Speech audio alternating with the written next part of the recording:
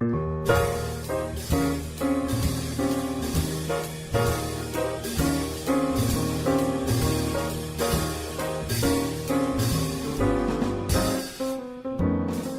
to Here's to Your Health with Joshua Lane. Here's to Your Health discusses the current thinking in wellness, bringing you the most influential thinkers in beauty, fitness, and longevity.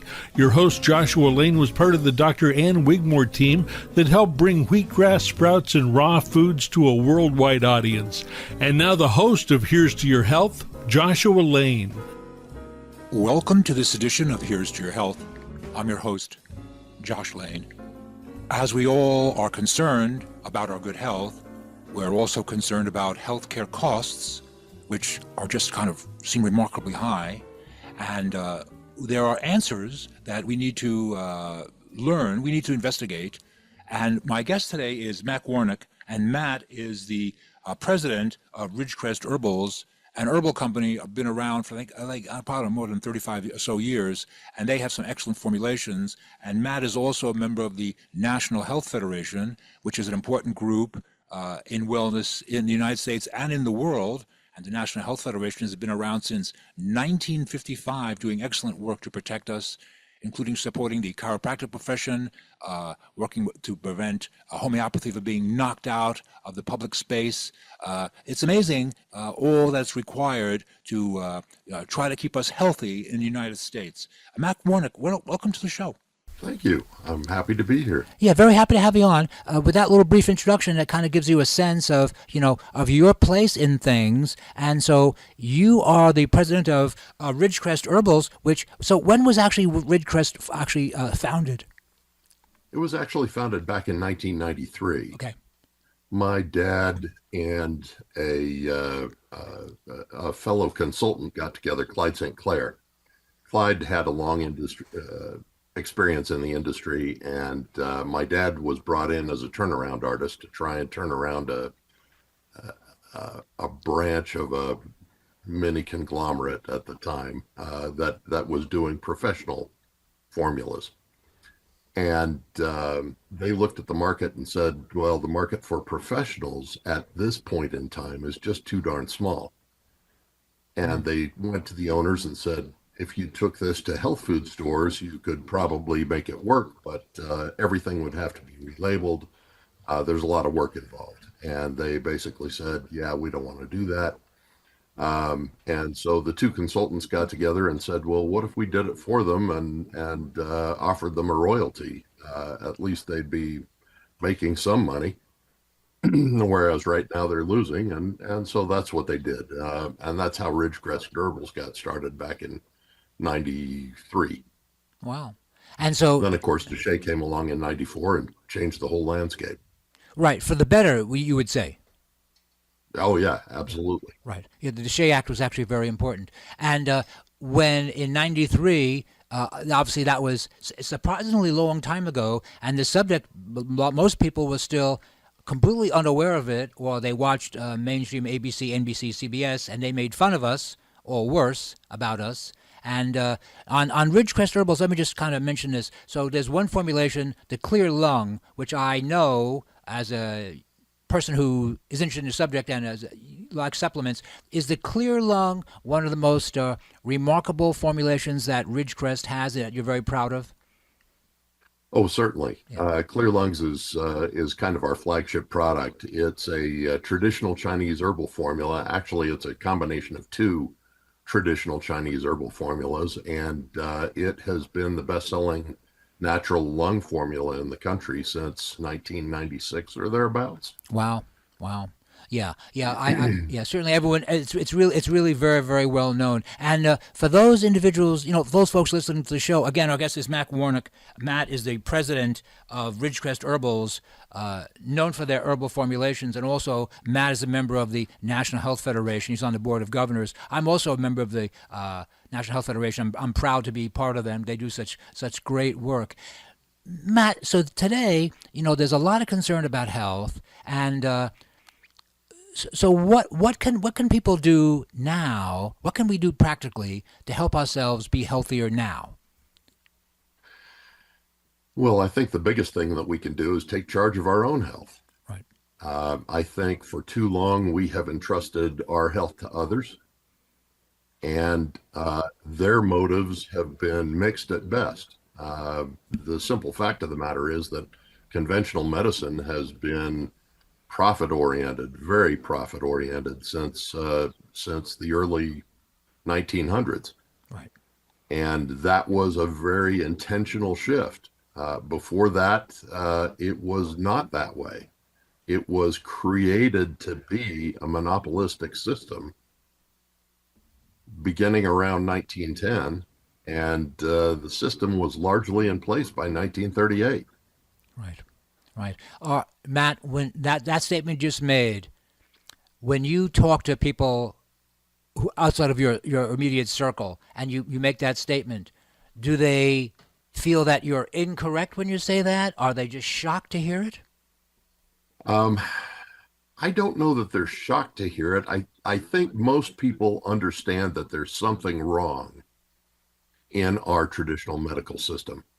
When you see headlines in Time magazine saying that medical error is the number 3 cause of death, Right. when you see drug companies making profits that run about twice what other industries make, when they see that Americans are paying twice as much for healthcare per capita as other developed countries generally, and our current position in terms of public health is about number 47. Right. I think it's very apparent to people that there's a problem. Right. What they don't understand is why the problem exists. Why is healthcare so expensive in America? And what can we do about it? Those are the real questions that I think people have. Actually, that's a very nice synopsis of I think problem. I think not all Americans. You never get 100%, but I think most people would think, oh yes, Matt. We agree with what Matt just said. Matt, so you, as far as your educational background, you're a graduate attorney, are you not? I am. Right. Yes, I was a practicing attorney in Utah and California for about 13 years, and was primarily a business litigator. We did a lot of cases that involved disputes, very technical disputes between the various parties, and each side had their own expert witnesses. Mm-hmm. One of the things that lawyers do as a matter of trade is analyze the expert witnesses on both sides to find out how much of their testimony is coin operated, so to speak, Yes. and how much of it is based on real science. Right. And then, of course, you have to translate that for the benefit of a judge or jury who has no familiarity with the science in this particular case. So it's an interesting process, and one that I learned a lot from. Our guest is Matt Warnock. Matt is the president of Ridgecrest Herbals. They've been around now for more than 30 years, and they have some excellent formulations. And Matt's also involved with the National Health Federation. He's on the board of governors. National Health Federation, very proud to comment on them. They really do amazing work. They've managed to reduce the amount of aluminum in food. They're opposed to synthetic meats that are coming out. They're concerned about glyphosate in that's being sprayed, and also the amount of arsenic in glyphosate in the formulations. So they're doing amazing, and they have a track record since 1955. So I'm happy to say that now in America, and I guess around the world, in 2026, the interest in wellness, food, a cleaner environment, athletics, has become much more popular than it was years ago in the 70s or 80s when people were largely unaware or dismissive of the subject. Matt, so what can we do right now? What can we do as just regular Americans to make sure that our health does get better? I mean, what are the ideas that you now take for granted that you didn't know when you were a young man? Well, when I was a young man, I was raised in a house that believed very much in science, very much followed conventional medicine, and my world was kind of turned on its head in 2000 when my mother was diagnosed as one of the victims of fen-phen. Right. And that was probably the first exposure that I had to the harm that can come from FDA approved medicines. Right. That was a combination of two FDA approved medicines, both of which had been tested independently, but which had never been tested together. And together, they caused massive heart valve and circulatory system problems for about a third of the people that took them. There were about 600,000 victims of fen-phen. Right. And as I came to understand that and started to see some of the other recalls and various problems that had been experienced with conventional medicine, at the same time, I had stepped in to help my dad out with this company. He wanted to spend more time. My mom had been diagnosed and had been told she had 18 to 24 months to live was their best prognosis at the time. Wow. And so Dad wanted to spend more time with her. And I had just left law practice. I was so tired of moving moving money from one pocket to another very expensively and very uncertainly that I actually let my law license lapse because I did not want to be tempted to go back to that life. Oh, okay. Wow. But I was trying to figure out what was the next chapter, and Dad was looking for somebody to step in and help out with Ridgecrest so that he could spend more time with Mom. So I willingly did that. I was very happy to do that. But at the time, I thought that was both temporary and part-time. It turned out to be neither. Right. Our guest is Matt Warnock. Matt is the president of Ridgecrest Herbals. Matt, so for listeners of Here's to Your Health, you mentioned fen-phen. Just could you mention again what fen-phen does in the body and why it was recommended for your mom? So it's a weight loss combination. It was the latest. It was like GLP-1 today, right? Everybody was prescribing it. It was a combination of two different FDA approved ingredients, and folks that took it commonly experienced a short time later problems with heart valves. In many cases requiring a replacement of the heart valves. And as my mom had, it was called primary pulmonary hypertension.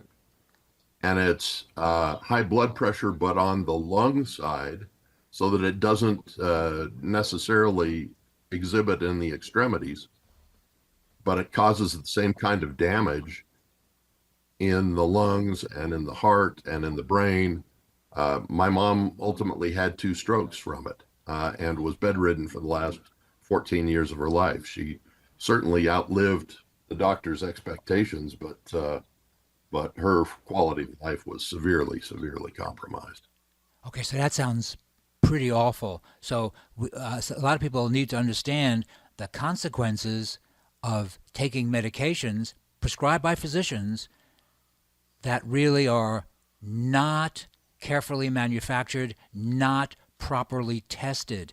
If I could just jump in for a second, let's say people are listening to you talk about your mom's illness and think, oh, okay, well, sorry, his mom wasn't ill, but it's medication and there's always a small amount of side effects. But really, we're talking about, really improperly tested medications given to hundreds of thousands of Americans.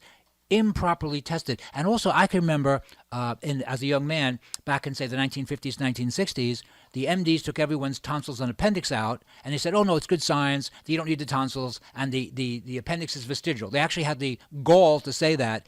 And the reason I mention that is because that was considered good science then, but now no one puts up with that. They recognize it wasn't science, but it was very profitable.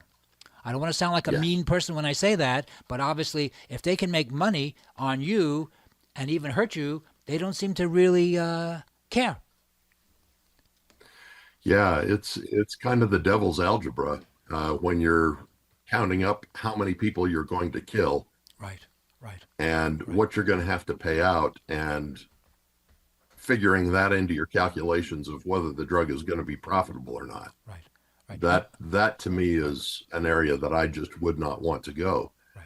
And so when I stepped into this role, I was on the operations side. I was just making sure that we didn't run out of stock of clear lungs, some of those kinds of Right. things, using the MBA side of my training. I also got an MBA,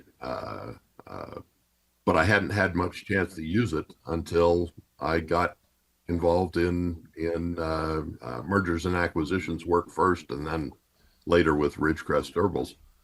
But as I was doing that, one of the first questions that came to my mind was, okay, here we have 2 FDA-approved drugs that cause this much damage when prescribed together. How do I know that the 13 herbs in clear lungs, which have never been looked at or approved by the FDA, how do I know that those are safe when taken together? That was the thing that was keeping me up at night.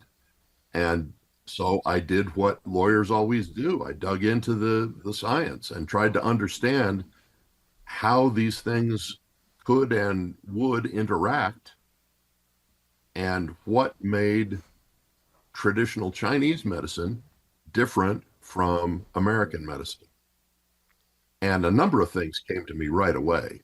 One of them was that in Western medicine, we seem to always have an idea that more is better. Okay. And we tend to give the biggest dose of something. We tend to whack things with hammers. And the Chinese approach is very different. It's much more preventative. It's much more gentle. It's much more measured. And the ingredients that they use are ingredients that they have experience with for at least hundreds, usually thousands of years. Herbal medicine is something that has been with us for 60,000 years that we know of. Right, right. And that means we know a lot more about those ingredients and how they work in the body than anything that comes off of a newly listed patent. Right, right. Our guest is Matt Warnock. Matt is the president of Ridgecrest Herbals, and we're discussing, what can we Americans do today to keep ourselves healthy? And one of the things we can do is, healthy lifestyle, which we now take for granted that, oh, yes, we need to eat carefully and exercise. And most everyone kind of agrees that's not a big deal and we should be doing that. But years ago, people were really rather dismissive of the idea. They thought, that the MDs would tell you, eat whatever you want. The MDs would say to you, no, it doesn't matter, Mrs. Smith. It's calories in, calories out. Calories in, calories out, they would say. Maybe a few of them still say that, and then you ask them a question. Well, Doc, if I have 2,000 calories a day of vodka, will I be healthy? Usually they're quiet in one sentence. Usually they're quiet because they realize no, they're misinformed. They're just completely wrong. Calories are consideration. Much more important is quality of carbohydrate. And I guess herbal medicine really kind of works with food as a healing tool. Matt, so now that it's 2026 and we suffered with the COVID pandemic 4 or 5 years ago, and a lot of people really suffered, do you think that for whatever reason we're in a place now historically in the United States that's never happened before, that many more people are now interested in preventative measures? Oh, yes, absolutely. I think the world has changed since COVID.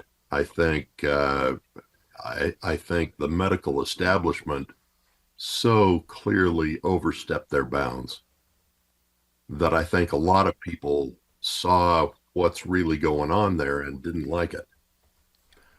So I think there are some drastic changes that have taken place, and prior to COVID, I didn't know the NHF existed, the National Health Federation. Oh.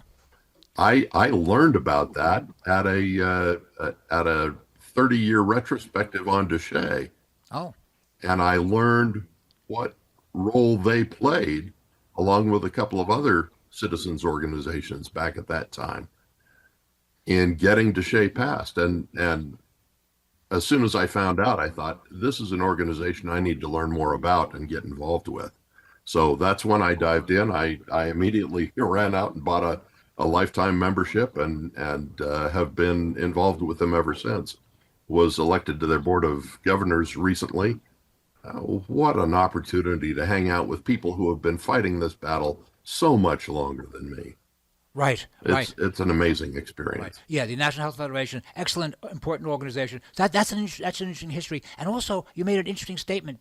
You said that most people, or people now, are concerned that MDs are overstating their authority.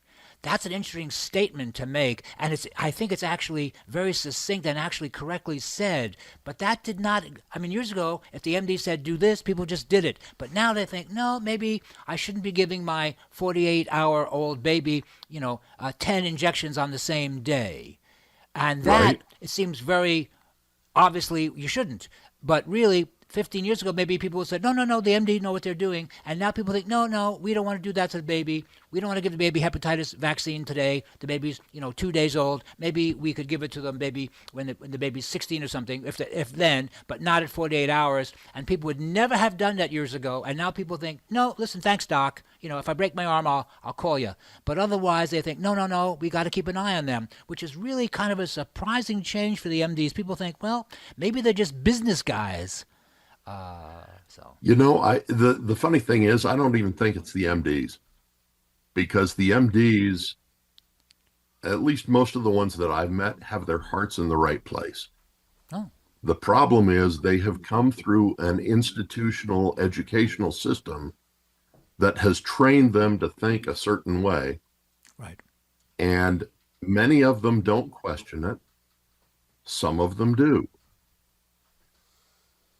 If they do, they quickly discover, I know an MD who says, I was lied to. Oh, wow. Yeah. And she is actively pursuing herbal medicine today, as opposed to what she was taught in school. Right. 90% of MDs today do not belong to the American Medical Association. I did not know that. And yet the American Medical Association is still pushing for a lot of the control kinds of issues. They're the ones that administer the payer codes that make our insurance system work. It's very coin operated. Wow. But MDs take the Hippocratic Oath.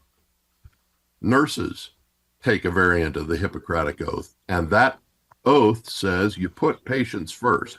Right. That same oath is not taken by drug company executives. It's not taken by insurance company executives. It's not taken by hospital administrators. It's not taken by lots of folks that are intimately involved in our healthcare. Right. And that's why I say, well, what we have today is a monopoly that's administered by the federal government, the FDA. Right. They decide what the choices are, and we get to pick from those choices. Right. There was a famous crooked politician that ran Tammany Hall in the Gilded Age. Tammany Hall ran New York. And he said, I don't care who does the voting as long as I get to do the nominating. Right. Well, it's the same kind of thing in this situation. If you set the menu, it doesn't matter what they order off the menu. You control the meal. Right. That's a monopoly. Right. And that creates monopoly pricing. And that's why we pay more here in the United States than anywhere else in the world. Wow. I'd like to thank my guest, Matt Warnock, who really very clearly and accurately stated the problem and what's occurring and who's profiting. Really very nicely stated. Matt Warnock, he is the president of Ridgecrest Herbals, an herbal company, been around a long time, known for their excellent formulations. And Matt's also a member of the Board of Governors of the National Health Federation, an excellent, important organization. I'd like you all, listeners, please investigate the National Health Federation. You'll find they're doing some very good work. This is Josh Lane. We're going to take a short break, and we'll be right back after these important messages. Give the gift of health to someone you love with Aloe Life Aloe Vera. Prince Aloe Vera, widely used by our ancestors as herbal medicine, contains much needed nutrition when the aloe vera is not over-filtered. People need an easy way to better health, and Aloe Life Aloe Vera Aloe Gold concentrates are motivation in a bottle. Give the gift of health with Aloe Life delicious cherry berry, orange papaya, or aloe gold concentrates. Studies show improvement in our digestion, skin health, and energy. Do something good for yourself. Aloe Life Aloe Vera for a healthier life. Available at Sprouts, Natural Grocers, Mothers, at aloelife.com. Call 800-414-ALOE. That's 800-414-ALOE. Aloe Life Aloe Vera for a healthier life. 800-414-ALOE. Leaders in health products since 1991. Aloe Life for a healthier life. The latest from the greatest, the best in new music by classic rockers, with your host, the insane Daryl Wayne. This is Alice Cooper, and if Daryl Wayne is insane, what does that make me? Criminally insane. Stick around to find out. Many of the artist interviews for the latest from the greatest have been captured on audio book. There is a Volume 1 and Volume 2. Great information and conversations with people in the industry and people surrounded by the industry, and of course the rock stars themselves. I'm the Reverend Al Green, and you're listening to the insane Daryl Wayne. And I said Wayne Insane. You can find it on Amazon or Blackstone Audio. Search for the latest from the greatest from Daryl Wayne, DARRELL Hello, this is Weird Al Yankovic, and you're listening to the insane Daryl Wayne, aren't you?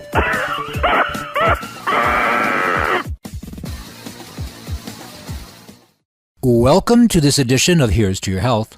I'm your host, Josh Lane, and my guest is Scott Tipps. Scott Tipps is the president of the National Health Federation, and Scott Tipps is a regular contributor to the show, and the National Health Federation is possibly America's most important consumer protection organization and also around the world, and they've been working to help us keep us healthy since 1955. They help keep homeopathy available to us in the United States. They help protect the chiropractic profession. They really are doing excellent work to minimize the use of or end the use of glyphosate. It's amazing the important things that the National Health Federation is doing to protect us. And Scott Tipps is the president of the National Health Federation, and he is the one who travels to the Codex meetings in Rome or in Europe and, of course, in Asia to help speak for us as a consumer protection organization. Scott Tipps, welcome to the show. Thank you, Joshua, as usual. Yeah, thanks. I'm very happy to have you on. Always great discussion and important ideas. And let's just jump into this right away. So the whole idea of lab-grown meat. So it's not really meat, but it's lab-grown meat that some people are trying to push on us, which there's also people are not really interested in adopting it. But were you in Seoul, South Korea, when that subject came up, and what did the National Health Federation do about the subject? I was there, NHF, representing NHF at that meeting, thanks to one of our benefactors who paid for that expensive trip to get there. And one of the main issues was, of course, lab-grown Frankenstein meat. Right. And it as a new food source. And as we pointed out to some 300 delegates, is that this kind of lab-grown meat is made with immortalized cells, which can have some carcinogenic implications. So if they want to proceed doing something like this, they have to assess the risk far more diligently than they have been. And they just give it a pass. Oh, what a wonderful new thing. The food security issue. They don't realize with their fixation on food security that they create more problems than they solve. In fact, who was it? Thomas Sowell, who said once quite wisely, he said, yesterday's solutions are today's problems. Oh, good and quote. I see that time after time. Wow. So our guest is Scott Tipps, the president of the National Health Federation. Now, Scott, you made an important statement I was not familiar with. What is the problem with the lab-grown so-called meat? You said what kind of cell lines are problematic? They use immortal cell lines so they can keep growing it. Okay, I don't understand that. Can you explain what that means?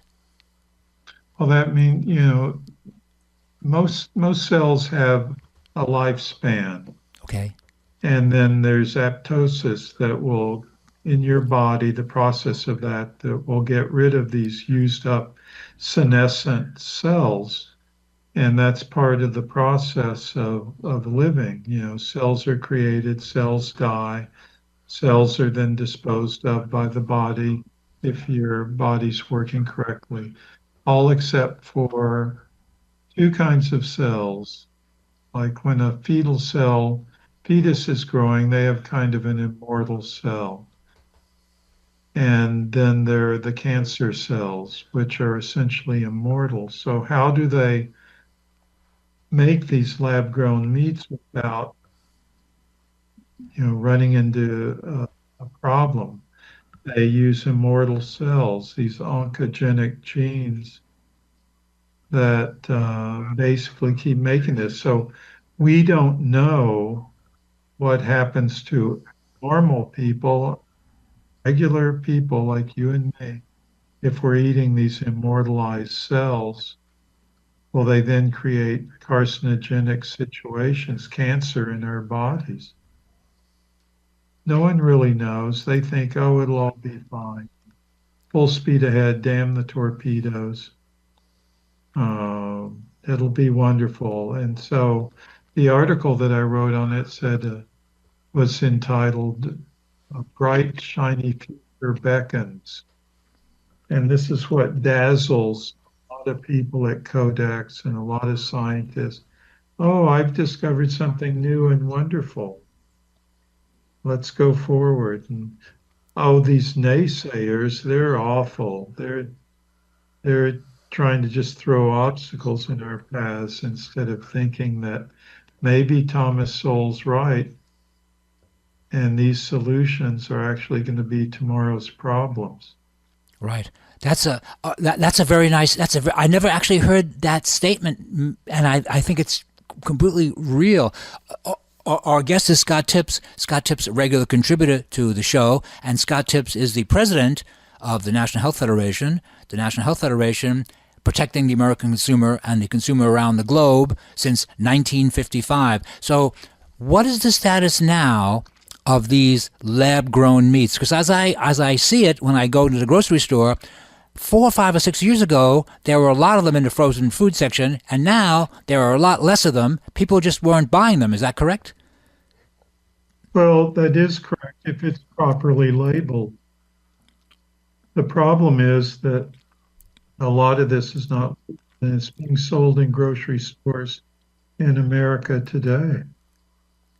And what do you mean it's not properly labeled? So they don't tell you it's lab-grown meat? No, they don't. Oh my God! What do they put on the label? They just say beef. Really? How can that's not legal? Pork. How could they do that?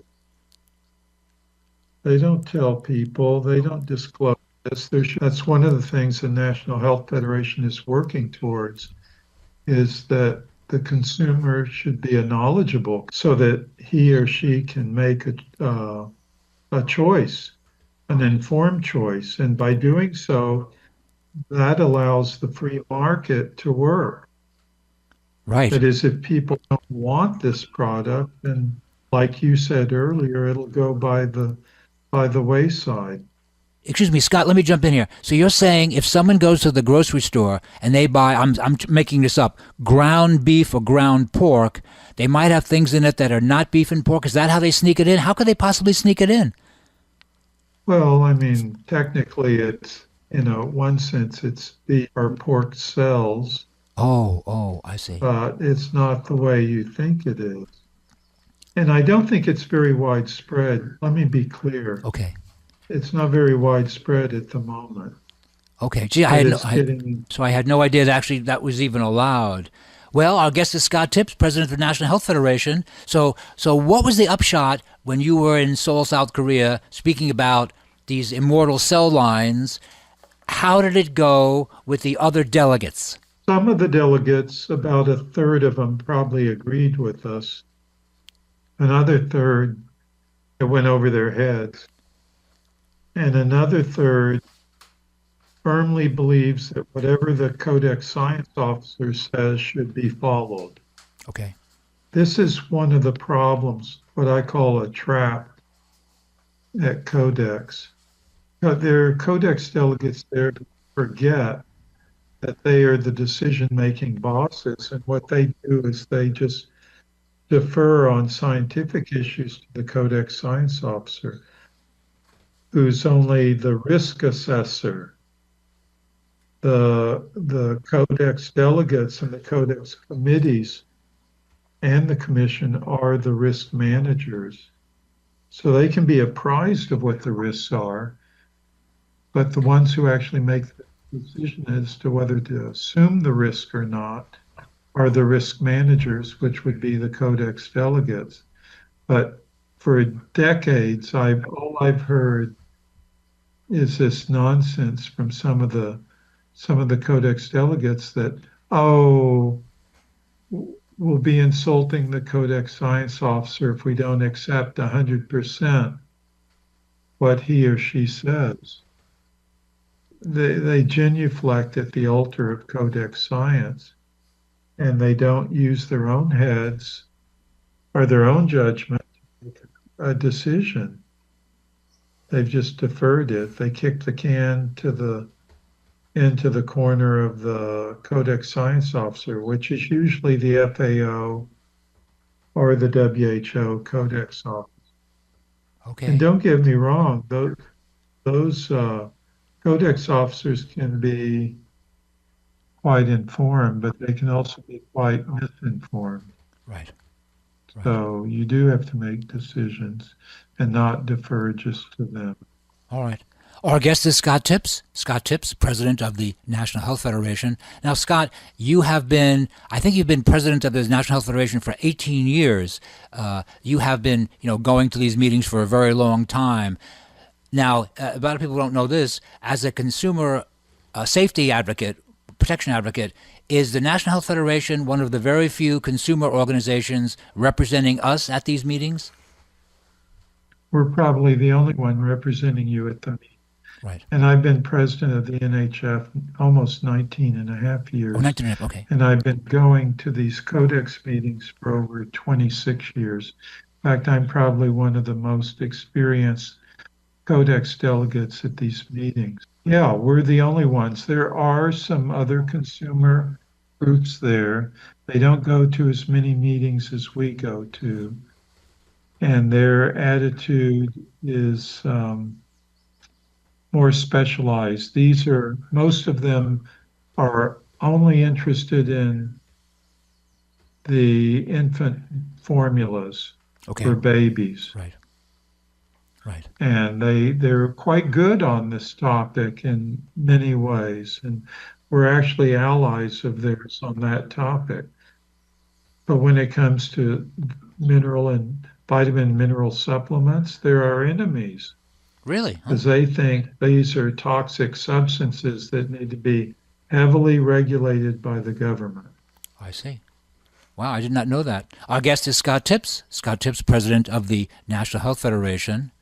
And so now Seoul is only one of the places where you travel around the globe to help protect the American people and the people around the world. Right. Now, one thing I discovered, which I didn't realize until I realized you talked about it, was glyphosate is so heavily used around the world, but certainly in the United States, and more people recognize the dangers of glyphosate.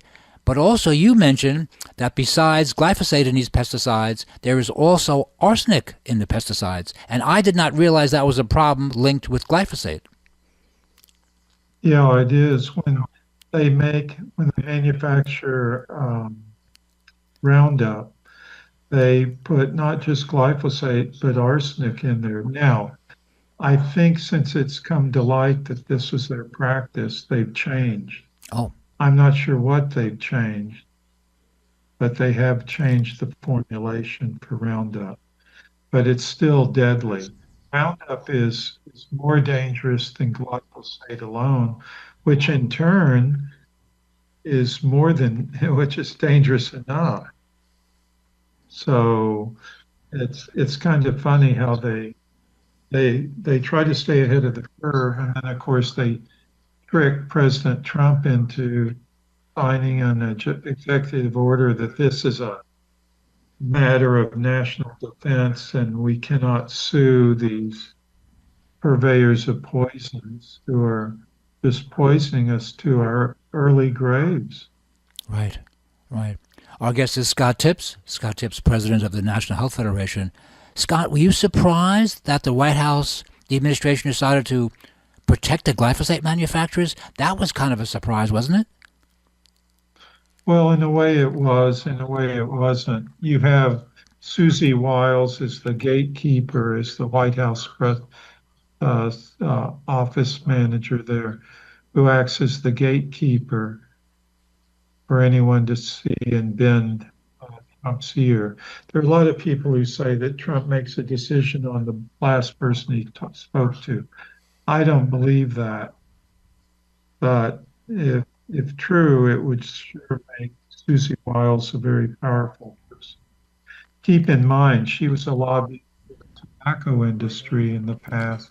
Yeah. And she also worked as a lobbyist in firms that represented the pesticide industry. Right, right. Our guest is Scott Tips. Scott Tips, president of the National Health Federation. Now, Scott, I think many Americans are also would be surprised to hear that arsenicals used in pesticides, I guess since the 1940s, might be major links in causing problems with our neurological problems, including polio and Parkinson's. Is there any research on that you feel is valid? Yeah, there is. I'm not fully up to date or up to speed on it. I certainly wasn't prepared to discuss that at this It's okay. Yeah, no problem. interview. Yeah. But yeah, there are studies on that. I mean, even polio, which was blamed on a virus, looks like in retrospect that it tracked it down to lead-based herbicides and fungicides that were sprayed on crops and in gardens, and especially in northeastern United States.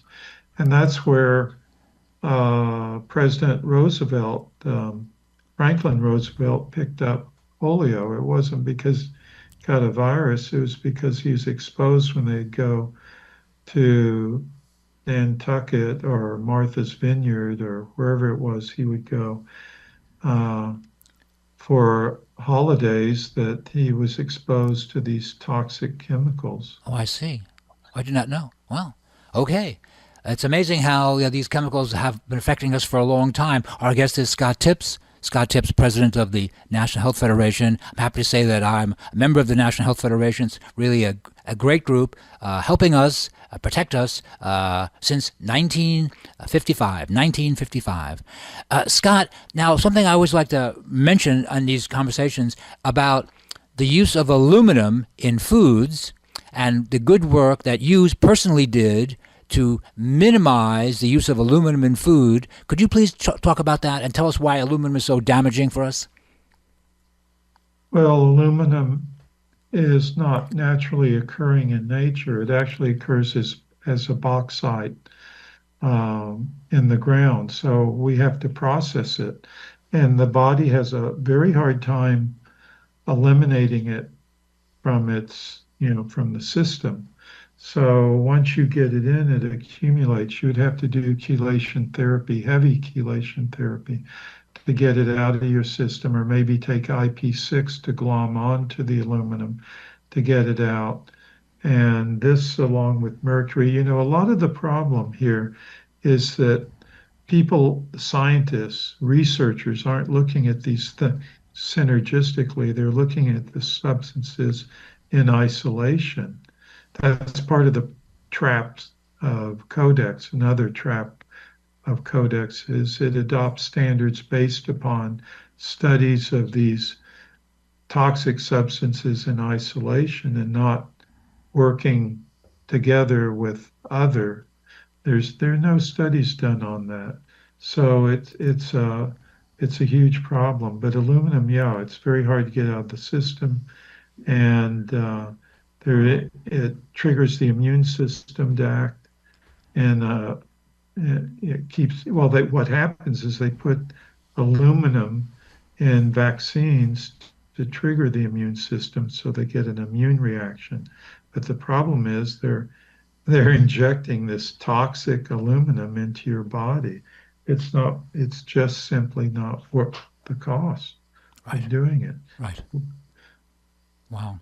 Our guest is Scott Tips. Scott Tips, president of the National Health Federation, a great, important consumer group for us. So you just made a statement that aluminum does not exist in nature. Can you kind of just clarify that? Kind of mention that again, would you? If you go out, aluminum does not naturally exist in nature. They spray it out of planes. They spray it in certain chemicals that are used. It's certainly in vaccines, but aluminum is not naturally occurring. You can't go and dig up aluminum like you dig up gold, a gold nugget, or silver, or iron, or even lead. You have to dig up bauxite, and then it's heavily processed by the industry to produce this lightweight, non-rusting mineral called aluminum. Right. And so that's where it comes from. But now you'll find it in the Pacific Northwest and in Northern California. They've studied the soils that are there. They found that it's like something like, and don't hold me to the exact number, but it's something like more than 16,000 times higher, the concentration of aluminum in the soil than they had expected to find. 16,000. Wow. So where's that coming from? Right. People have to ask. It's not natural. And then you eat foods that are grown in such soil, and you will assimilate a lot of this aluminum. So anyway, it's a huge danger, but we were able, as you first hinted at when you introduced the subject of this interview, we were successful in getting aluminum out of about roughly 75% of the foods on the market. And we did that at Codex. We got it eliminated, 50% eliminated outright. And the other 50%, the aluminum levels were reduced by 50%. So that's where I get the 75% figure from. And that was at the Codex Committee on Pesticide Residues. Now, since most countries harmonize their food standards to those of Codex, this is a very important thing. And that's why we make the claim of the 75% reduction. Wow. Our guest is Scott Tips. Scott Tips, regular contributor to the show, I'm very proud to say. And Scott is the president of the National Health Federation, America's oldest consumer protection organization, helping us since 1955. We kind of ran out of time because we don't really have any time to really talk about homeopathy.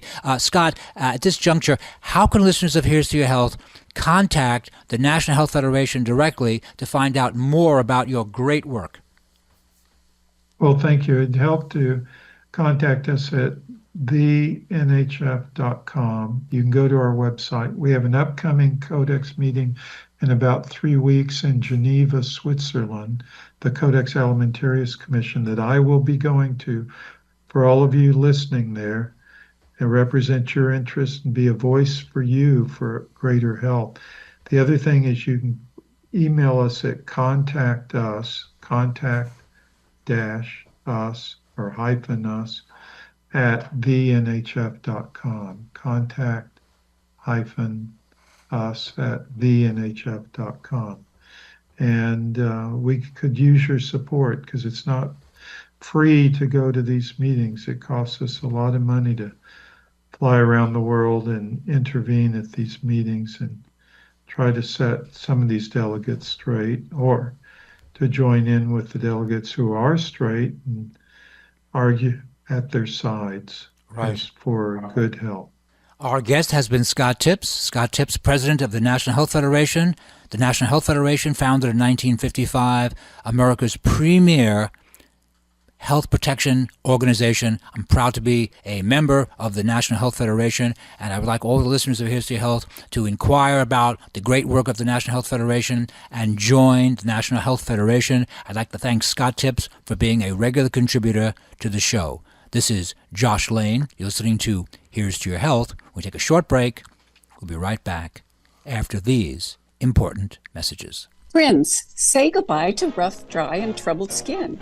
Even acne scars fade with AlloLife Skin Gel by AlloLife, not over-processed. So look for the dark yellow color, like the ancients wrote about, that gets to work fast in 5 minutes to 45 days. Skin Gel for more beautiful skin by AlloLife. Call 800-414-ALOE. That's 800-414-ALLO.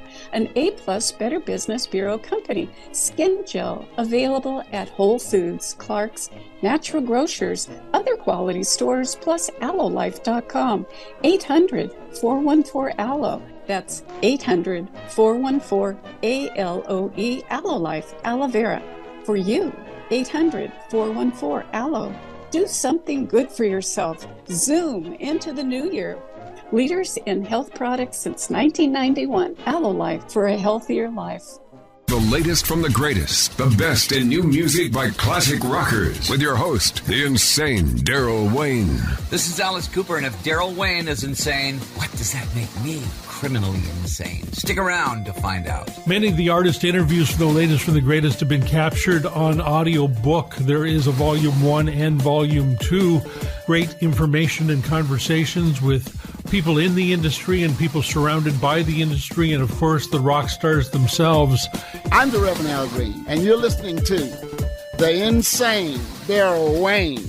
And I said Wayne Insane. You can find it on Amazon or Blackstone Audio. Search for the latest from the greatest from Daryl Wayne, Darrell Wayne. Hello, this is Weird Al Yankovic, and you're listening to the insane Daryl Wayne, aren't you?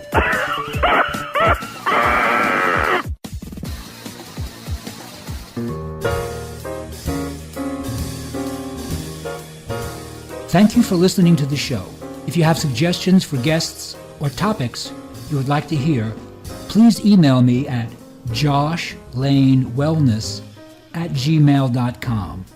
That's joshlane.wellness@gmail.com. JOSHLANE wellness@gmail.com. On behalf of the cast and crew, I would like to wish you a healthy and safe good evening.